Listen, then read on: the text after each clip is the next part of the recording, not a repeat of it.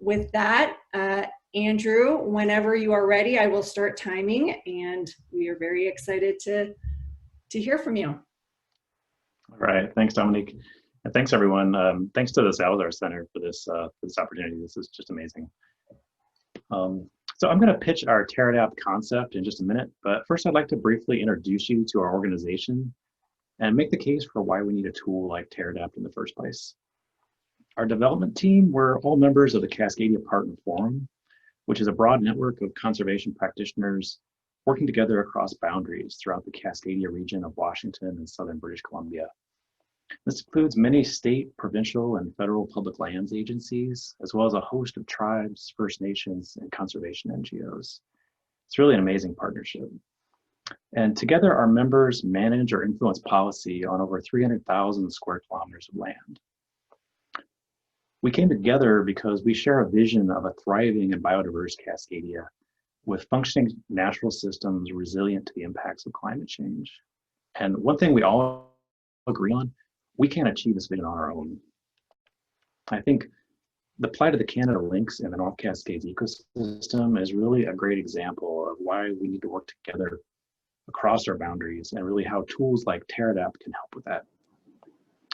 So if you're not aware, there's fewer than 50 lynx in this ecosystem, and it's really the last remnant of a much larger population that once ranged all the way to Southern Oregon. And there's US state and federal agencies have developed conservation plans like the ones you're seeing there to help recover lynx, but they're not well coordinated with each other, to be honest, and they're not really coordinated with First Nations planning or across this international border.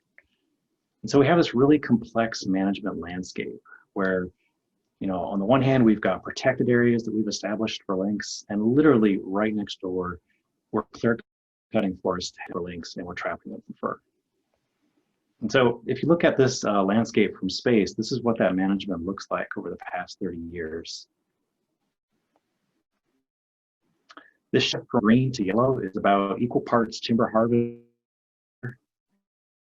And these are big fires, right? Of the type that we're seeing across the West right now, made much worse due to fire suppression and climate change. And these recovery plans, they all voice concern over the potential loss of connectivity across this border area due to all this fragmentation. But there's only one model available to assess lynx connectivity in the region, and it's based on source data from as far back as the year 2000. So this is what that model looks like. And if we flip back and forth here a bit, I mean, you can just see how rapidly this model is getting out of date. There's just so much change in this landscape. And so if we think about climate change, and we should definitely be thinking about climate change, here's a future projection of the shifting biomes in this region towards the end of the century. And you can just see widespread changes in lynx habitat here. So these management plans, they really avoid this dimension of the problem almost entirely. And I guess to summarize the issue here is that it really comes down to this: an ad hoc collection of siloed management plans that are based on static models in a dynamic world that don't anticipate and plan for the impacts of climate change. It just doesn't add up to an effective plan at regional scales needed to address issues for species like the lynx that range widely. So the Cascadia Partnership Forum is really re-envisioning how we practice conservation to address these shortcomings. And here's the concept. So management plans like the ones I just showed, they drive changes in habitat over time due to things like timber harvest and restoration. And at the same time, natural disturbances like wildfire are driving their own changes on the landscape. We're seeing this in real time right now. And these impacts can be monitored through the growing constellation of Earth observing satellites and from crowdsourced data repositories like OpenStreetMap. These repositories, in turn, are linked dynamically to Teradapt, which is this cloud-based decision support tool our team is developing. It uses the monitoring data from these platforms to automatically update models and metrics that Partner Forum land managers use to make decisions every day, things that affect biodiversity. And so, for example, that static habitat connectivity, or that connectivity model for lynx that we just saw, it would get continuously updated under this approach. And all of this is made possible through our partnership with Google and their Earth Engine platform for remote sensing and spatial analysis. It's an amazing platform. I wish I had more time to tell you about it. Maybe we can talk in the breakout group later. So Terradapt also brings in climate data from sources like Adapt West, and it projects future conditions for species like lynx so that we can identify things like climatic refugia and potential range shifts and incorporate resiliency concepts into land use plans. And that information is linked directly by a web portal to several transboundary working groups we're establishing. This is really a key element of the whole process, to link the decision makers with the information directly. And these are interdisciplinary teams of biologists, land managers, and policymakers from government agencies and First Nations across the partnership. And their task will be to update these plans based on the latest information they're getting.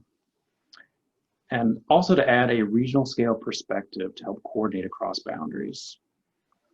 In this cycle, it repeats, right? So it's continuously linking monitoring to decision-making and adaptation.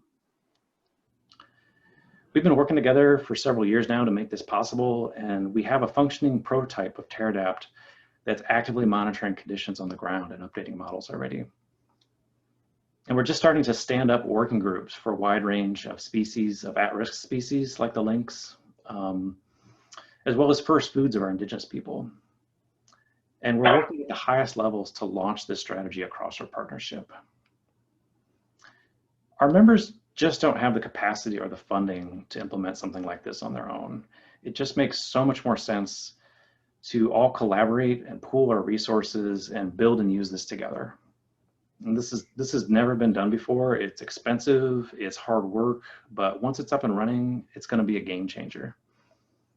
That's certainly true for Cascadia, but because these challenges we're facing are really global problems, right? We're designing Terradapt from the ground up to be adaptable to other regions around the world. So this is really what success looks like to us: coordinated conservation at scale, informed by current data and rigorous science. It's ambitious work, and we need your help, not just to transform the way we practice conservation in Cascadia, but to share our approach and tools with other regions around the world.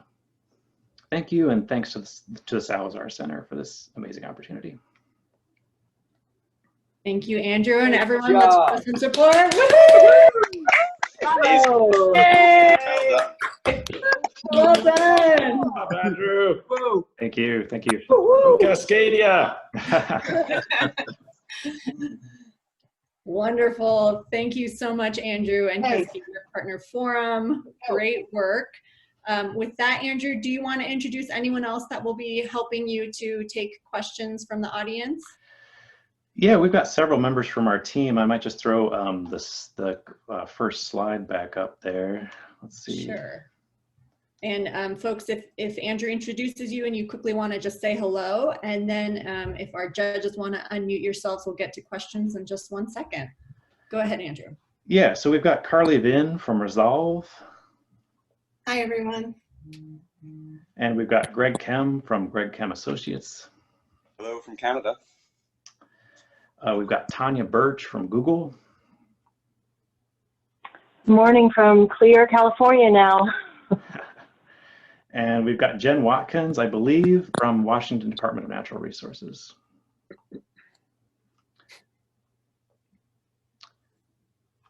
That's all that could join today. There's a whole bunch of other folks that are part of this broader effort, but we've got to start. Wonderful. That sounds good. Andrew, if you want to stop your screen share, and then we'll be able to kind of see you. And with that, we begin our 10 minutes of questions.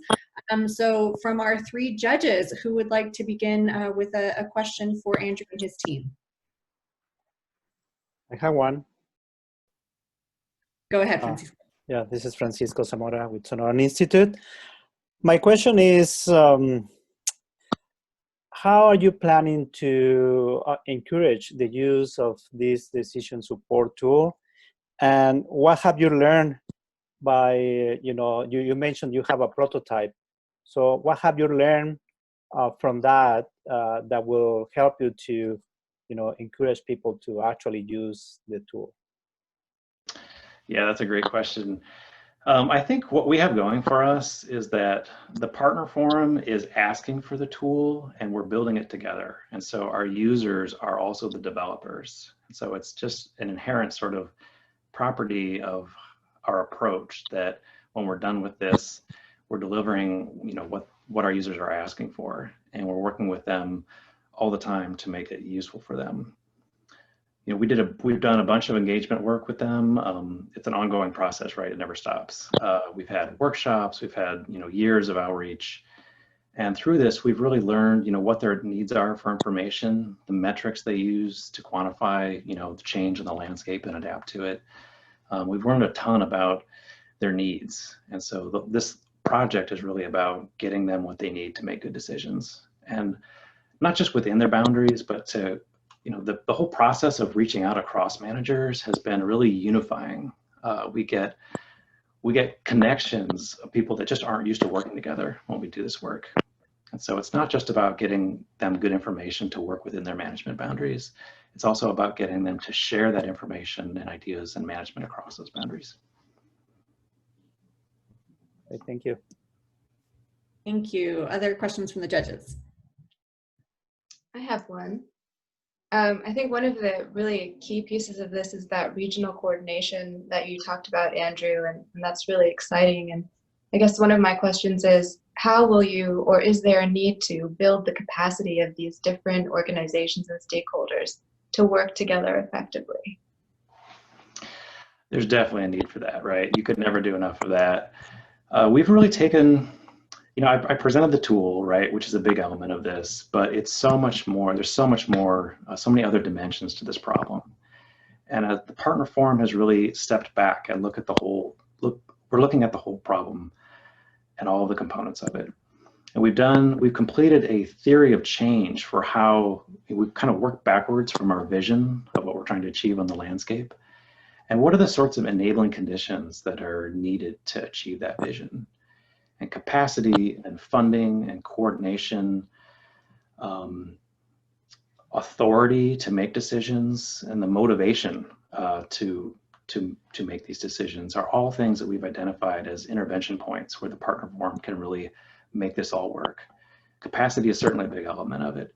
The tool helps, in a big way to provide the capacity to monitor change in the landscape and present, spatial priorities for areas that you might improve connectivity or, harvest timber in places that don't disrupt regional patterns of connectivity.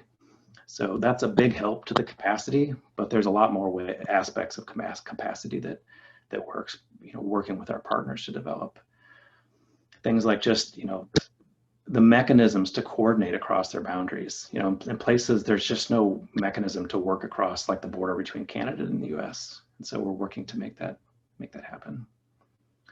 I guess I should, the rest of my team, we come from a lot of different backgrounds. We think about this in a lot of different ways, so we're really complementary. I want to make sure the other members of my team have a chance to answer that too. Anybody else have any thoughts?